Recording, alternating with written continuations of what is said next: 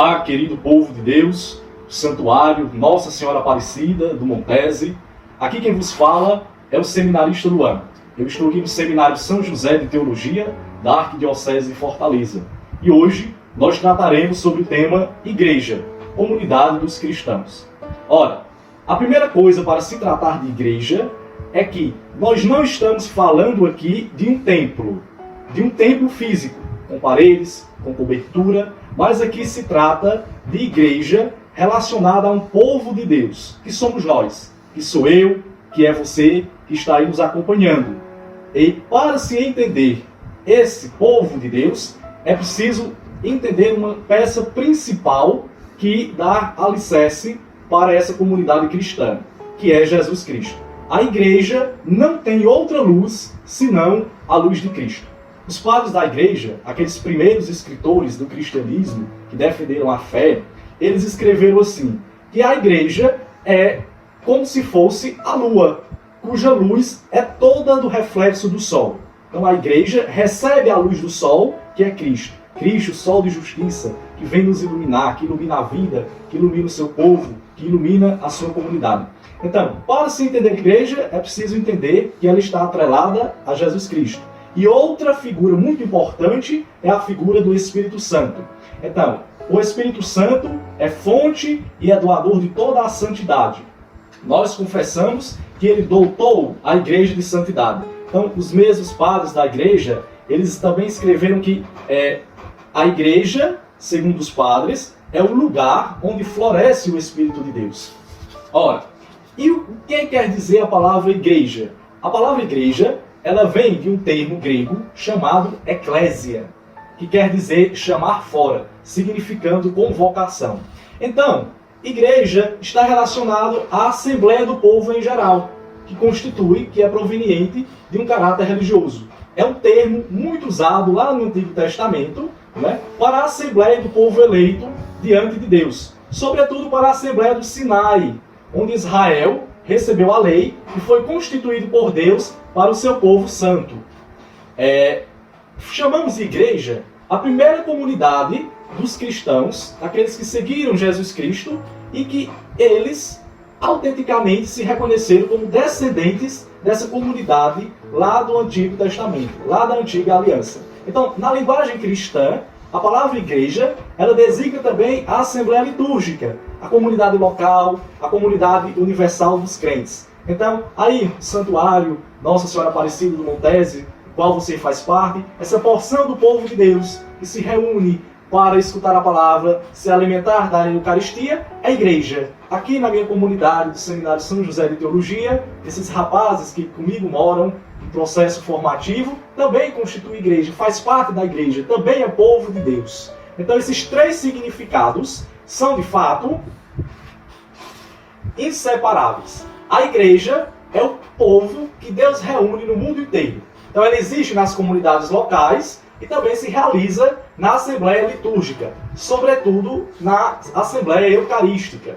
Então, é um povo que vive da palavra de Deus e do corpo de Cristo. E é assim que a igreja também se torna corpo de Cristo. Veremos daqui a pouco que ela é chamada de corpo místico de Cristo. E a pergunta que deve brotar do coração de vocês: qual é a origem da igreja? Ora, desde quando Deus pensou a igreja? A igreja foi pensada para a humanidade. A igreja, ela tem a sua prefiguração desde a origem do mundo. Ela foi muito bem preparada na história do povo de Israel e na antiga aliança. Ora, que Deus, que elegeu um povo, que fundou uma nação, que escolheu um povo para si, fez desse povo a sua igreja. Ela foi fundada nos últimos tempos, foi manifestada pela efusão do Espírito Santo, e no fim dos tempos, no que a gente chama na fé cristã de escatologia, ela será gloriosamente consumada. Então os cristãos antigos possuíam dito que o mundo foi criado em vista da igreja. Deus criou o mundo em vista da sua comunhão com a vida divina. Uma comunhão que se realiza pela convocação dos homens em Cristo. E esta convocação é a igreja. De modo, amados, que a conciliação do povo de Deus vai começar no instante em que o pecado destrói a comunhão dos homens com Deus e dos homens entre si. Ora, o pecado destruiu essa comunhão que havia entre Deus e a humanidade. Então, Deus reage ao pecado da humanidade através desse caos que é instaurado e convoca o seu povo e faz de seu povo a sua igreja. Então, a preparação da reunião do povo de Deus começa com a vocação de Abraão, a quem Deus promete que será o pai de um grande povo. A preparação imediata tem seu início com a eleição de Israel como povo de Deus. Então, por sua eleição, Israel deve ser um sinal desta conciliação futura de todas as nações. Agora, passando para a comunidade neotestamentária do Novo Testamento, o Filho de Deus, o Filho do homem, é cabível a ele realizar, na plenitude dos tempos, o plano de salvação do seu Pai. Então, este é o motivo da sua missão. A missão de Cristo é de iniciar a igreja pregando a Boa Nova.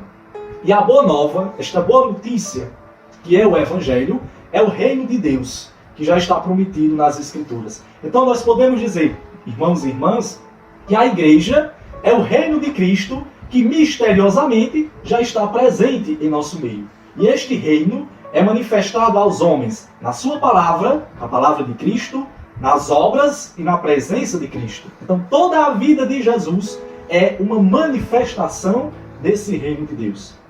De modo que o Senhor Jesus dotou a sua comunidade de uma estrutura composta através da escolha dos 12 apóstolos, com Pedro sendo seu chefe.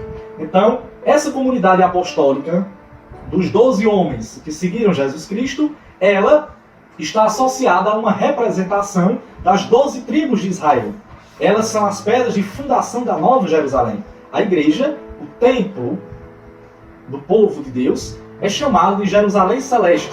É a Nova Jerusalém, é a nossa mãe. Então, a igreja nasceu do dom total de Cristo para a nossa salvação, antecipado na instituição da Eucaristia e que é realizado na cruz. Da mesma forma que Eva foi formada ao lado de Adão quando dormia, assim a igreja nasceu do coração transpassado de Cristo morto na cruz. Então, terminada a obra que o Pai havia confiado ao Filho para realizar aqui na terra, foi enviado o Espírito Santo no dia de Pentecostes para santificar a igreja permanentemente. De modo, irmãos, que a igreja só terá sua consumação na glória celeste a partir do retorno glorioso de nosso Senhor Jesus Cristo. Então agora nós entraremos na dimensão que a igreja é um mistério. Ora, a igreja está na história, está aqui no nosso meio, fazemos parte desse povo.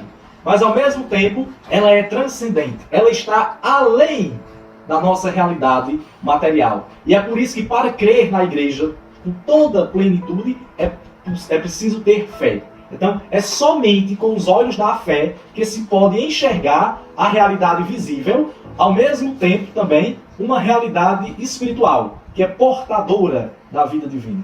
Portanto, queridos, nós podemos dizer que a igreja ela é ao mesmo tempo uma sociedade provida de órgãos hierárquicos e corpo místico de Cristo. Ora, a igreja ela possui a sua hierarquia, o Papa, os cardeais, os bispos, os padres e os leigos.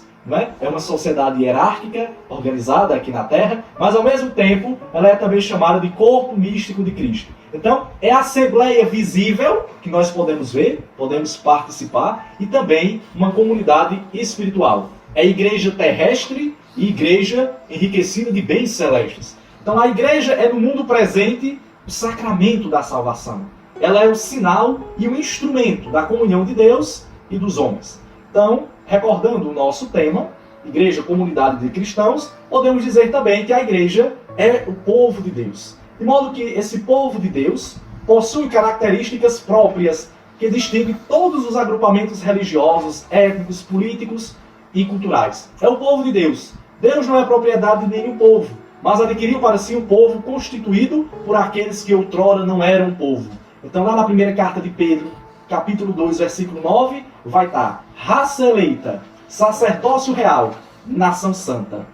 É a igreja, somos nós, o povo de Deus. Então vem-se a ser membro desse povo, não pelo nascimento físico, mas pelo nascimento do alto, da água e do Espírito, como está lá em João, capítulo 3, versículo 3 a 5. Isto é, pela fé em Cristo e pelo batismo. Então esse povo de Deus tem por cabeça Jesus Cristo, aquele que é ungido, aquele que é o Messias, porque a mesma unção, o Espírito, flui da cabeça, que é Cristo, para todo o povo, para o corpo, que é este povo messiânico, que somos nós. Então, a condição deste povo é a dignidade da liberdade dos filhos de Deus. Nos seus corações, como num templo, reside o Espírito Santo.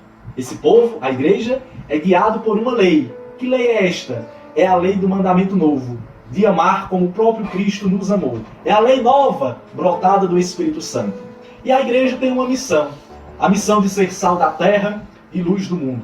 Constitui para todo o gênero humano o mais forte germe de unidade, de esperança e de salvação. E o destino da igreja, qual é? É o reino de Deus, o qual, começado aqui na terra pelo próprio Deus, se deve dilatar cada vez mais, até por ele, Cristo, ser consumado no fim dos séculos.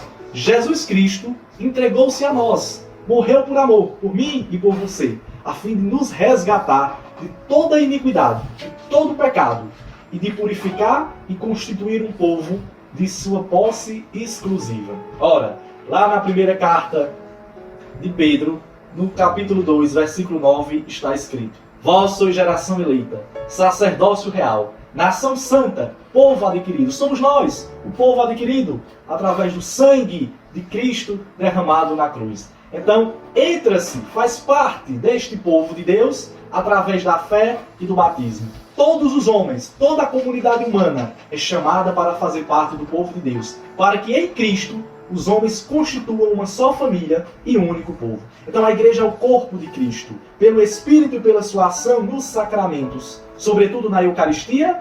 Cristo morto e ressuscitado constitui como seu corpo a comunidade dos crentes.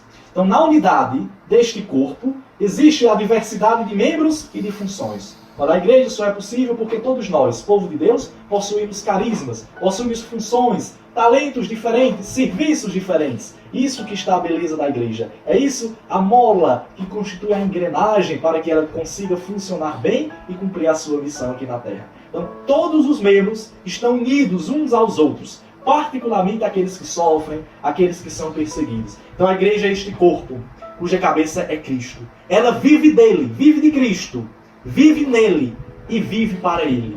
E ele, Cristo, vive com ela e vive nela. Por isso que nós podemos dizer, queridos, que a igreja é a esposa de Cristo. Ele amou-a e entregou-se por ela. Purificou-a com o seu sangue. Fez dela a mãe fecunda de todos os filhos de Deus.